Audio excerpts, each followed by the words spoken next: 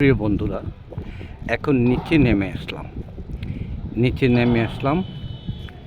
এরপরে দেখেন শিপটা কিন্তু কাভার হচ্ছে না। এটা একটা কার্গো শিপ, অনেক বড়। আর আসলাম একটা কারণে, যদি আপনাদেরকে করিডোর ওভার ব্রিজটা নাই দেখাই, একটা অপূর্ণতা থাকবে। এটা কিন্তু অনেক বড়। এখানে ঘাট আছে, লঞ্চ ঘাট আছে, তারপর হাতিয়ার সন্দ্বীপ টেরাদা।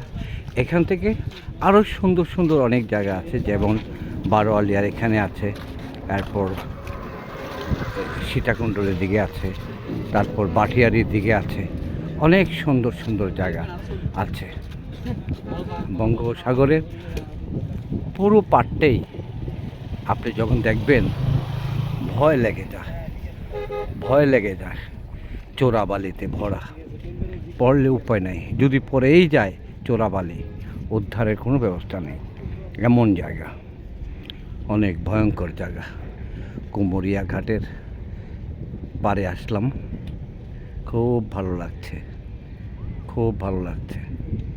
অপূর্ব সুন্দর।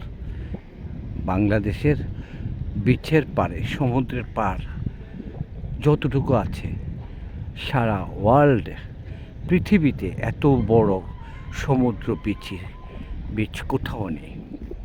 আমি অনেক পেরেশানির মধ্যে তৃতীয় তলা থেকে অস্পষ্টভাবেই কথাগুলো বলেছি।